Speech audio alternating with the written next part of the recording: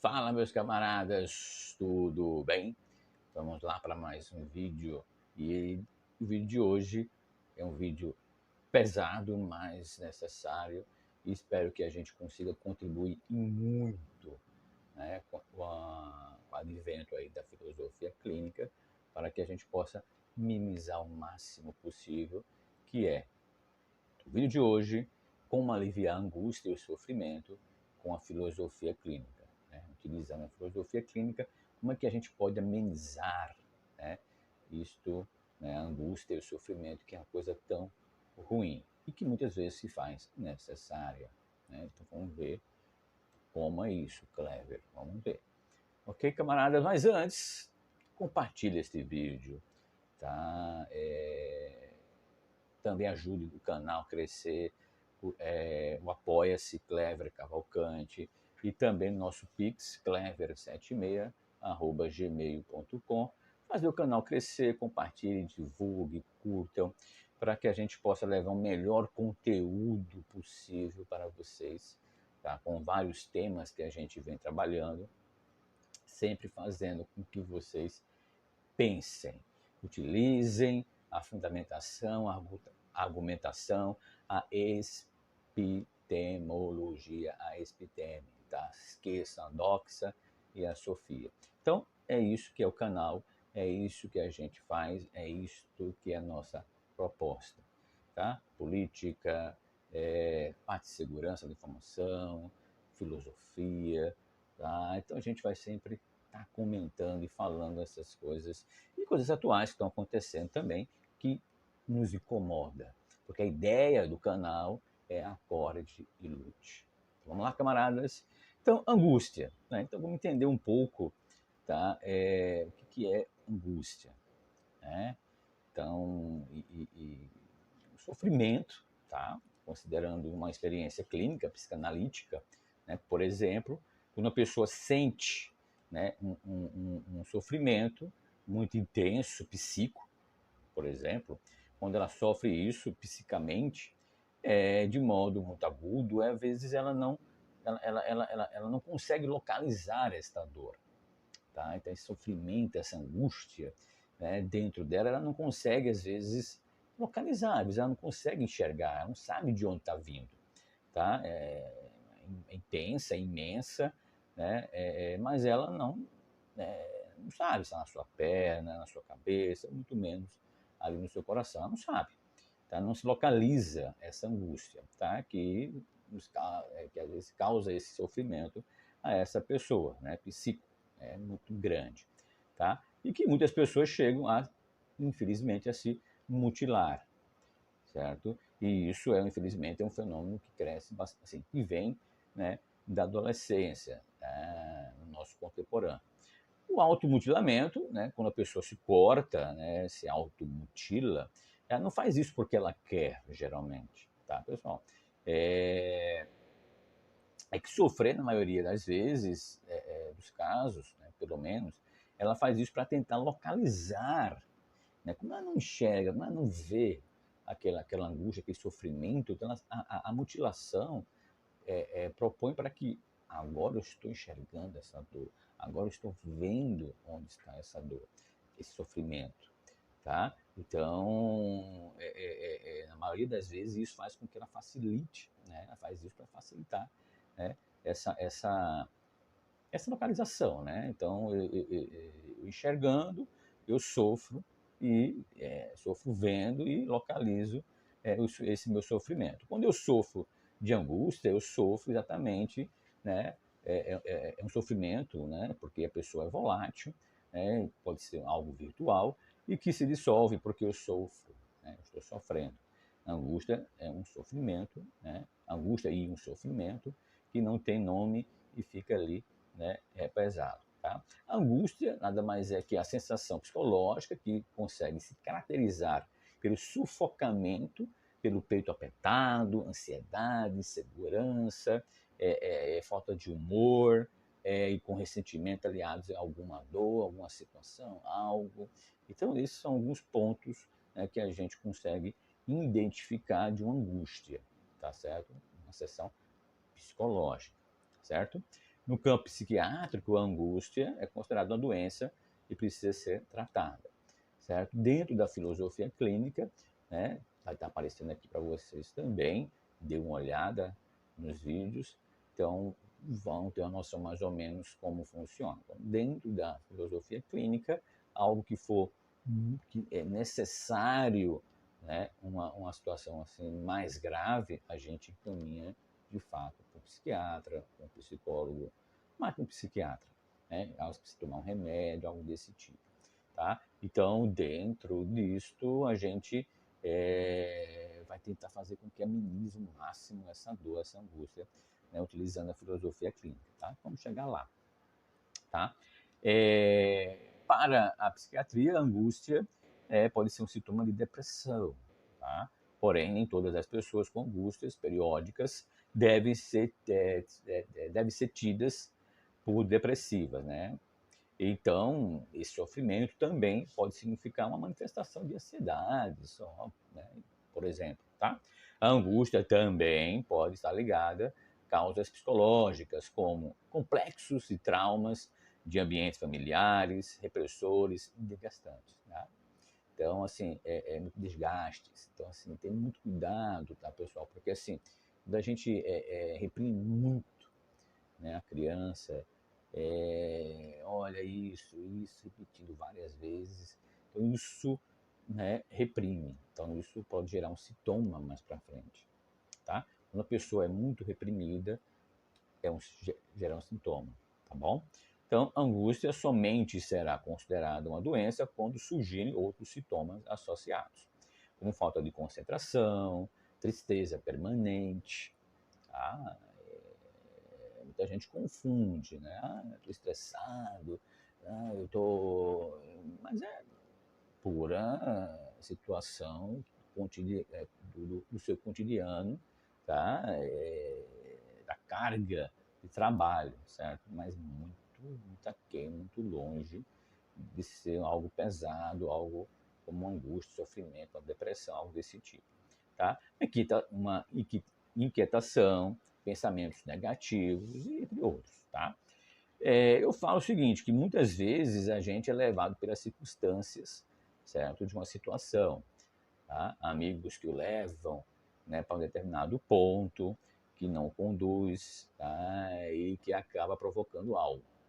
Também pode acontecer, certo? No seu ser ali. Então, você vai numa festa com alguém, então você convive com alguém que acaba lhe transformando no seu eu em outra coisa, né? E que você não tem aquela percepção, você não tem aquele controle de si, tá? Do seu corpo, tá? Na sua espiritualidade e existencialidade, ok? A angústia também pode acontecer em estado de paranoia, onde a percepção da realidade é distorcida, tá? Então, é bem nesse sentido. E aí a gente entra dentro da filosofia clínica, tá? Então a gente, antes de chegar na filosofia clínica, um ponto que faz com que a gente se sinta também essa angústia, nesse sofrimento, é que a gente pode remeter a Sartre, né? O homem está condenado a ser livre, né?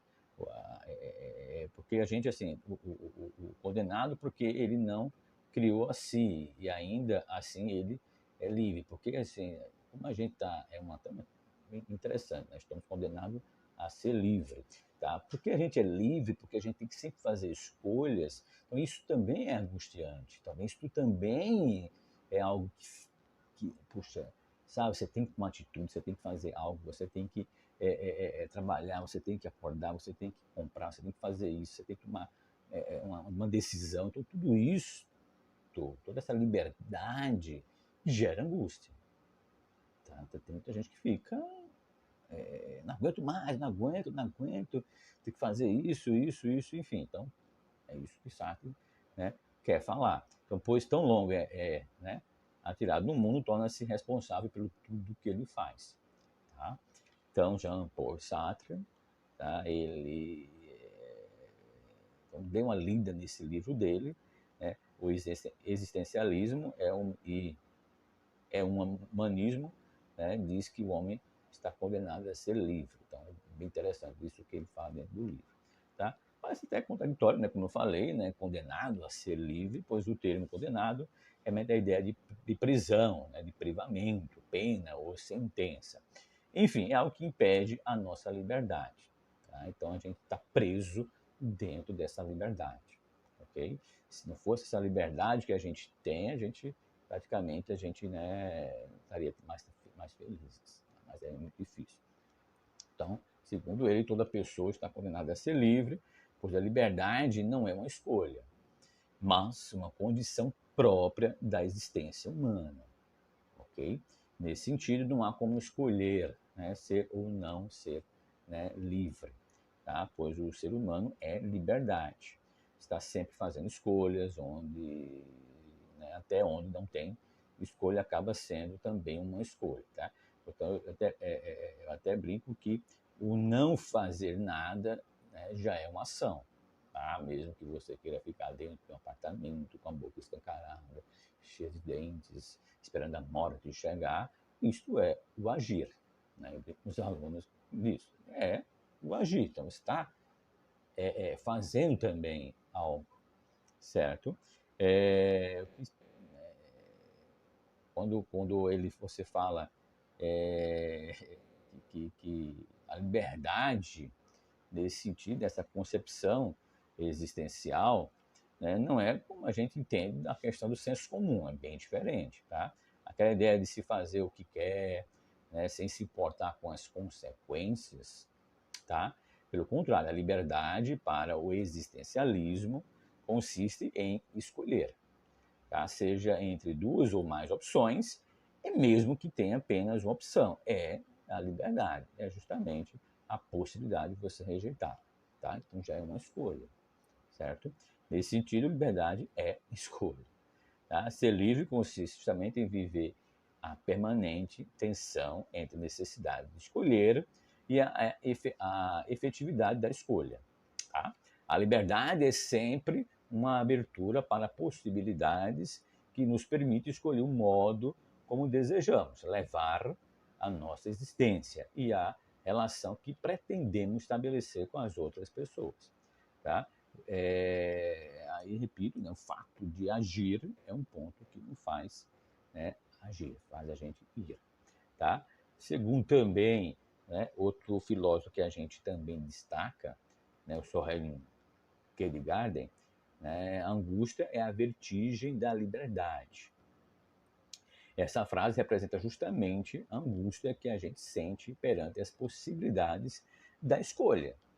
Tá?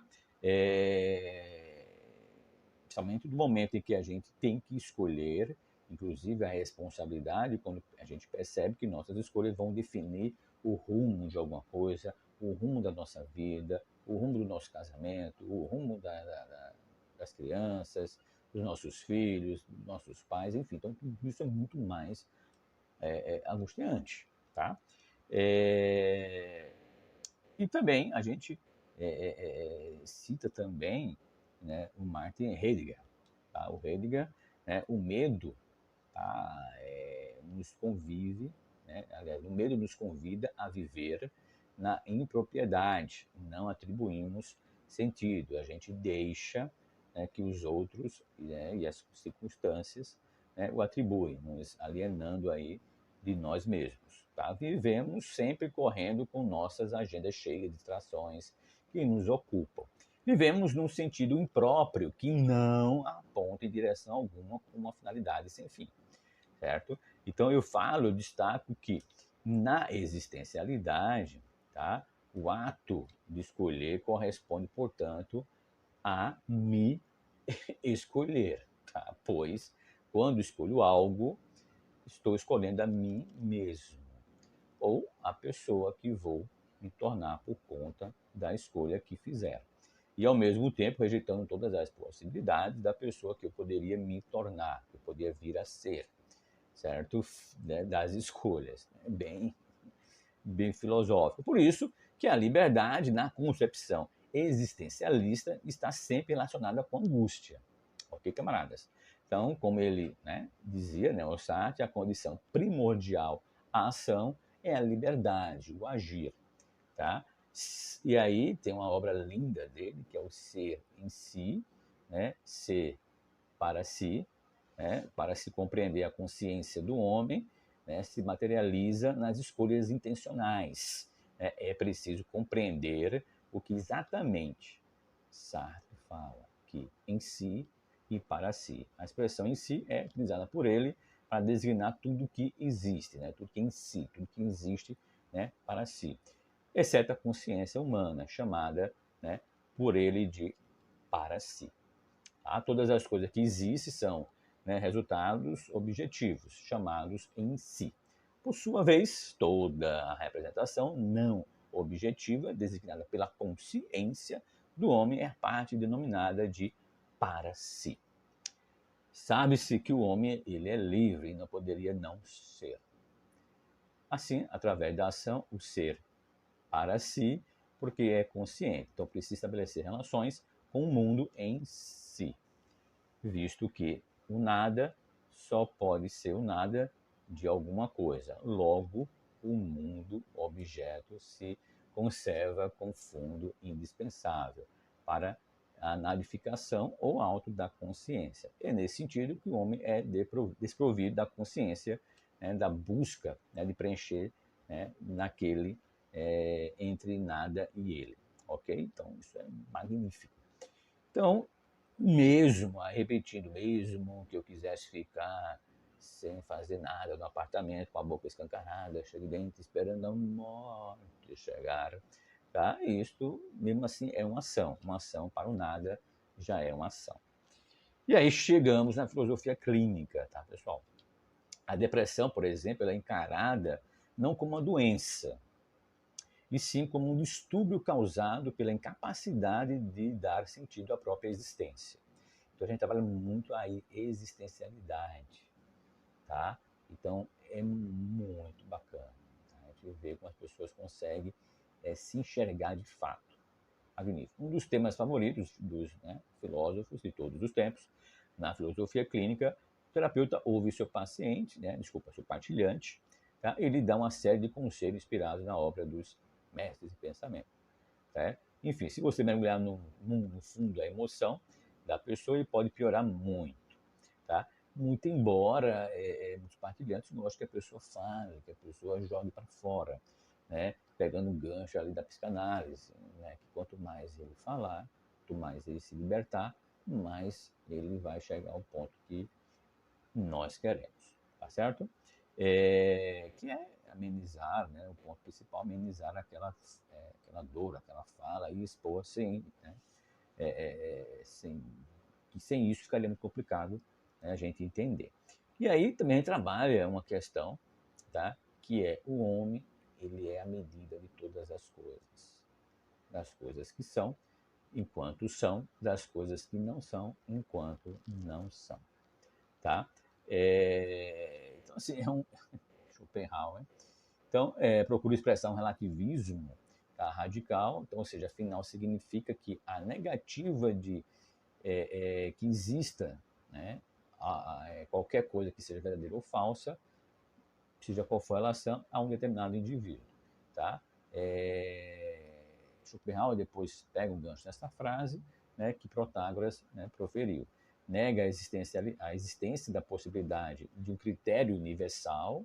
Então, muitas vezes a gente está nessa angústia. Porque acho que porque Deus quis, porque o universo conspira, porque ninguém gosta de mim. Então, sempre é algo em torno. Então, Protágoras vem e diz, olha, não é nada universal, certo? Que essa negatividade que existe, tá, é do indivíduo, é sua. Você provocou isso, tá? Então, então ele dá essa permissão, né, do homem conhecer a verdade e separar do que é falso. As coisas são daquela maneira como aparece ao homem, né, nesse sentido, e isso é sua, né, culpa sua, tá? Isso a dimensão é individual. A relatividade entre o verdadeiro e o falso, entre o belo e o feio, entre o bem e o mal, o outro, né, termo da relação seria os homens dotados da individualidade e subjetividades. tá? Irredutíveis. Ou seja, cada indivíduo constrói sua própria verdade, tá? Sua construção. Tá? Portanto, o que é verdade para um indivíduo pode não ser para o outro. Tá certo? Cada um enxerga o mundo, cada um enxerga as coisas de uma forma. Tá? Às vezes a gente vê as mesmas coisas, porém, cada um tem o seu ponto, né, de enxergar essas mesmas coisas que ambos enxergaram. Tá? Protágoras é a principal virtude do homem. Ele diz que é a retórica, afinal não existe verdade alguma, tanto ética como essencial. E a verdade seria definida por aquele que domina a retórica e a arte, né, de convencer. Tá? Então, dentro desse sentido, né, quando a gente conseguir, né, conversar com o partilhante, né, sobre essa angústia e sobre esse sofrimento, a gente não vai partir de uma verdade absoluta, a gente não vai enxergá-lo, tá, como algo que é por causa disto, é por causa daquilo, e vão fazer isso, naquilo. Não, a gente trabalha a existencialidade desse ser, do partilhante. Tá? Vamos tentar entender um pouco essa frase, né? O homem é a medida de todas as coisas. Tá? Traz a possibilidade de que o homem tem o poder para dar valor ou significado às coisas. Percebe? Desenvolvendo o seu próprio senso de realidade. Ou seja, o partilhante, ele é a medida de todas as coisas. Ou seja, tem que ficar claro que tudo que ele faz vem para si. Tá? Então, deixar, acabar com essa coisa de o mundo é assim, o mundo me fez assim. Não. Tá? O homem é a medida de todas as coisas, tá? É testar a perspectiva e percepção de duas pessoas em relação a uma mesma situação. Como eu falei, né? Duas pessoas veem a mesma coisa, mas ambas vão ter pensamentos e enxergar as coisas diferentes. Tá? Por exemplo, para um homem, né, que o vento parece ser frio, ele pode ser frio, para o outro pode não ser tão frio. Né? Enfim, e assim por diante. A percepção ela é inquestionável, ela é infalível. Cada um vive suas inerências, especificidades, tá? Modos de ser, de estar, de expressar, generalizações, ser humano, animal, nos possibilita, né, enfim, ter esse parentesco com comunhão da existência dentro da qual a gente vivencia, tá certo? Tudo que a gente pode considerar a respeito de qualquer coisa é sempre um modo exclusivo, tá? Desse ser dentro do entendimento. Então, Schopenhauer desenvolve o ensinamento de Protágoras ao escrever que o mundo é a minha representação, tá? Um mundo ali que ele enxerga. Tá? Depois eu vou fazer um vídeo sobre Schopenhauer, contando a história dele, tá? Que é muito interessante. Tá? Então, Schopenhauer é muito pessimista, tá? Depois eu conto direitinho isso, tá? Mas ele consegue entender que o mundo é a sua representação, o mundo é aquilo que você enxerga, tá? Quando a gente consegue adquirir essa consciência, então a gente sabe com clara certeza que a gente não conhece o Sol nem a Terra, mas somente, tá? Quem tem um olho que vê o Sol e uma mão que sente contato com a Terra, sabe que o mundo, né, é algo, né, circunstância ali, que só existe na representação, isto é, somente em relação com outro ser. Tá? Com um ser que, né, percebe com ele a mesma coisa. Tudo que no mundo inclui, ou que pode ser incluído, inegavelmente depende do sujeito, depende da gente. Não existindo senão o sujeito. Então, se não existe, né, se a gente não existisse, as coisas não existiriam. Tá? Então, as coisas só existem porque a gente consegue perceber isso. Tá? Então, só existe algo porque a gente vê esse algo. Tá? Então, quando a gente consegue passar isso para o partilhante e dizer que, olha, essa sua angústia, essa dor, você conseguir enxergar, né? Aí a gente remete, né, lá quando a pessoa é mutilada, né, que é o enxergar, tá certo? O mundo é representação deste efeito, tudo que está relacionado em mim, né, o mundo, né, portanto, material extenso, que seja a sua existência. Em mim depende, tá, em todos os momentos, né, da consciência na qual aparece. O caráter do homem, tá, é formado de pessoas que escolheu para conviver. Tá? Eu vou destacar aqui uma série de frases de alguns filósofos para a gente contemplar, né, mais ainda esses pensamentos. Tá? O céu nunca ajuda o que não se mexer. Tá? Sófocles. Educai as crianças e não será necessário castigar os homens. Né? Pitágoras. Não se desce duas vezes, né, o mesmo rio, ou seja, não se banha no rio duas vezes. Né? Heráclito. Não faça muitas coisas se queres viver tranquilo. Ok? A vida é breve, a arte é perene. Ok? Conhece a ti mesmo e conhecerás o universo, né, e os deuses. Estava escrito isso no templo de Delfos. Tá? São muitas maneiras da gente conferir que a cada pessoa ela é a medida de todas as coisas, do seu próprio mundo. Né? Embora a vida está ali em sociedade, né, que nos cobra, né, algo semelhantes, enfim, como uma forma de coexistir, né? É fácil constatar que tais medidas semelhantes podem ocasionalmente coincidir em igualdade, mas geralmente não são iguais. Tá? Sobre um assunto constante desse sempre, a história, a velhice, por exemplo, que eu cito aqui, de Mário Quintana, exercendo sua medida em todas as coisas. Tá? Que ele expressou da seguinte forma a sua poesia, Mário Quintana, fantástico. Né? Antes, todos os caminhos iam.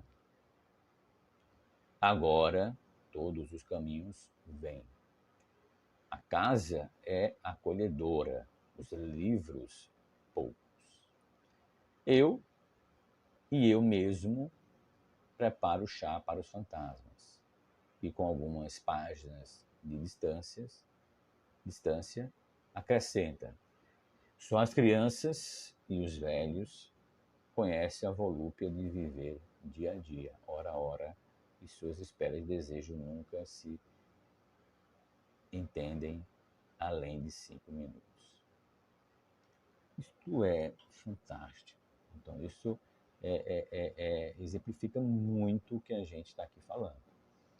Né?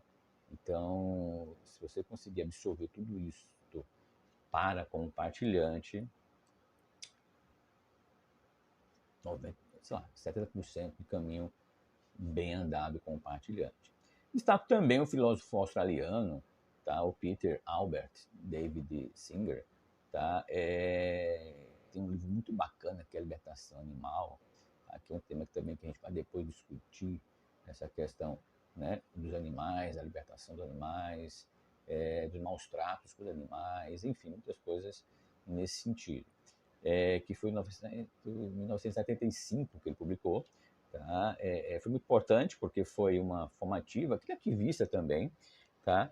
E que ele é defensor pleno aí dos animais.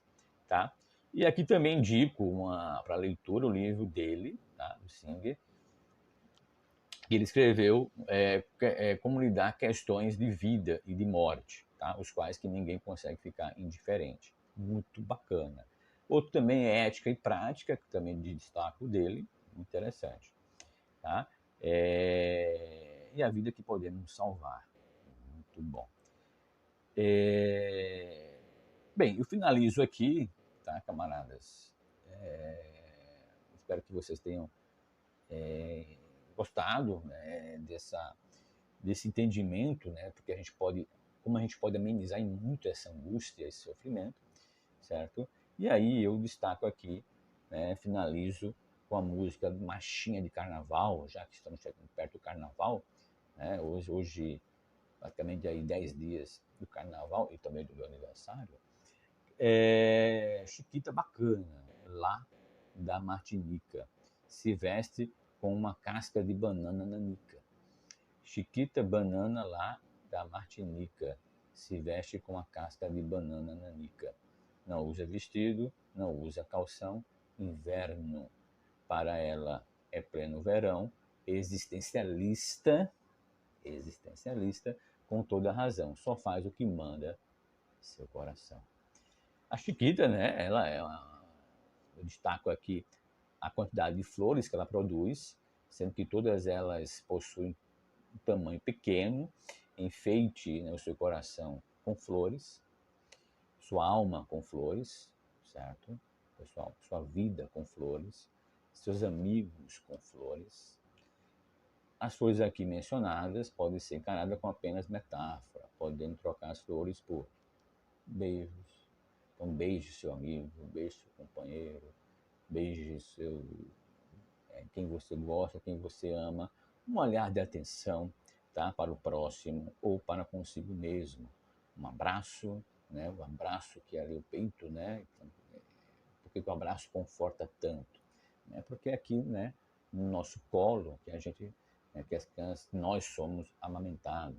Então, por isso que, né, peito com peito, né, ele conforta, tá? Ou seja, tudo aquilo que a consciência, mesmo que às vezes esteja distraída, para que você pense e com isso acorde e lute. Camaradas, compartilhe esse vídeo. Espero que vocês tenham gostado. Espero que, do fundo do coração, que tenha amenizado aqueles que tenham algum tipo de angústia, de sofrimento, às vezes no começo de um sofrimento, de uma angústia, e que esse vídeo tenha lhe confortado e feito você pensar mais, enfim. Mas qualquer coisa, procure ajuda, certo? Que é essencial, seja um filósofo clínico, psicanalista ou psiquiatra.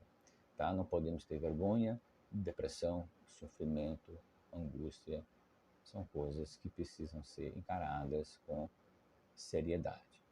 Camaradas, muito obrigado. Acorde, lute.